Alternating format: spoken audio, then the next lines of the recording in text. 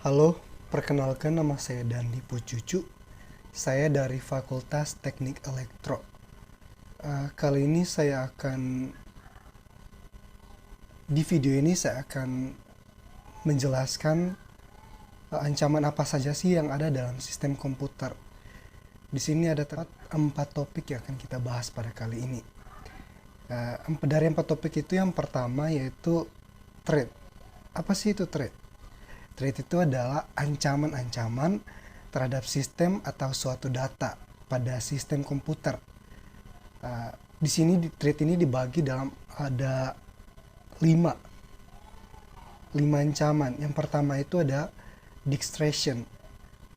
Distraction itu adalah usaha-usaha untuk merusak sistem pada jaringan seperti virus, ada juga trojan. Apa sih itu trojan? Trojan itu adalah malware yang mampu menyamar untuk memasuki komputer hingga menyerang server website. Contohnya seperti misalnya kita sering mendapatkan email phishing. Email phishing itu kayak kita mendapatkan notifikasi dari sebuah email yang tidak dikenal yang isinya itu sebuah link. Nah, ketika kita menekan link itu, kita akan kenal distraction dan data-data kita akan diambil dan disalahgunakan. Yang kedua itu ada Denial. Apa itu Denial? Denial itu adalah usaha untuk melumpuhkan kerja suatu layanan dalam komputer. Yang ketiga itu adalah ada theft. Theft itu usaha untuk mencuri informasi penting dalam jaringan. Kemudian yang keempat itu ada modification. Modification itu usaha untuk merubah data penting dalam jaringan. Dan yang terakhir yang kelima itu ada fraud. Fraud itu usaha menipu atau usaha penipu terhadap suatu sistem informasi seperti carding, pemalsuan data, dan lain-lain. Kita masuk pada topik yang kedua. Topik yang kedua di sini itu ada exploit. Apa itu exploit? Exploit itu adalah sebuah kode-kode yang menyerang keamanan komputer secara spesifik. Exploit banyak digunakan untuk penetrasi. Apa itu maksudnya penetrasi?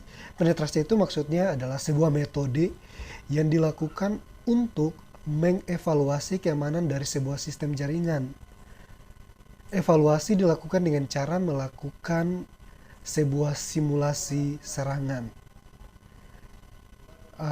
baik secara ilegal maupun tidak ilegal, untuk mencari celah pada keamanan komputer.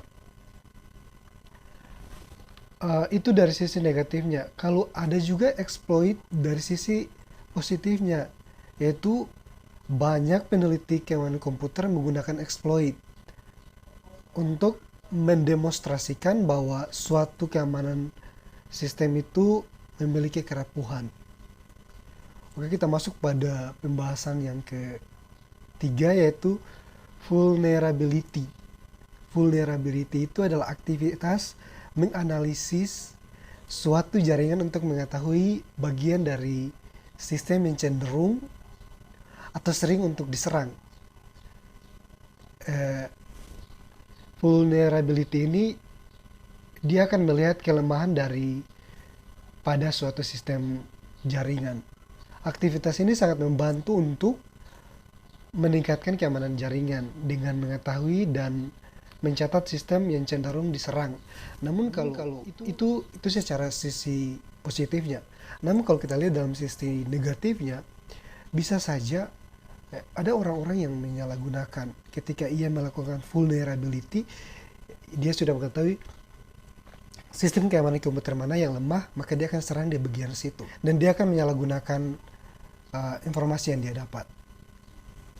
Sekarang kita masuk pada pembahasan yang terakhir, yaitu cracker. Apa itu cracker? Cracker itu adalah orang-orang yang menembus pertahanan keamanan sistem komputer untuk merusak, mencari keuntungan pribadi, dan merugikan pemilik sistem komputer. Cracker ini ada saudaranya namanya hacker. Oke, tadi kita sudah membahas ancaman-ancaman yang akan kita dapati pada sebuah sistem komputer. Nah, pada pembahasan yang terakhir, saya akan mencoba membagi sebuah tips untuk melindungi komputer dan sistem informasi yang terdapat di dalamnya. Yang pertama itu gunakan freeware. Freeware itu adalah Windows freeware yang terpasang dan diaktifkan secara otomatis atau security yang terdapat pada Windows itu secara default. Yang kedua itu selalu buat semua perangkat yang terdapat dalam sistem komputer itu selalu terkini atau terbaru. Yang ketiga, menggunakan perangkat lunak antivirus dan menjaganya tetap terbaru. Tadi seperti yang saya bilang. Namun teman-teman juga perlu perhatikan dalam memilih antivirus, karena banyak juga antivirus yang telah dirancang oleh tadi cracker itu dan hacker, supaya ketika kita menggunakan antivirus itu bukannya makin aman, tapi malahan informasi kita akan bocor. Dan itu merugikan kita sendiri. Yang selanjutnya juga adalah pastikan kata sandi yang Anda pilih dengan baik dan diprioritaskan. Maksudnya bahwa pastikan bahwa kata sandi yang kita pilih itu tidak mudah untuk ditebak. Kemudian yang tadi saya sudah bilang juga bahwa jangan membuka lampiran yang mencurigakan atau klik link yang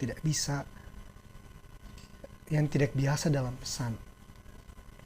Kemudian jelajahi web dengan aman. Ada juga bahwa jangan menggunakan USB atau perangkat eksternal lain kecuali Anda yang memilikinya. Sekian pembahasan dari saya. Terima kasih.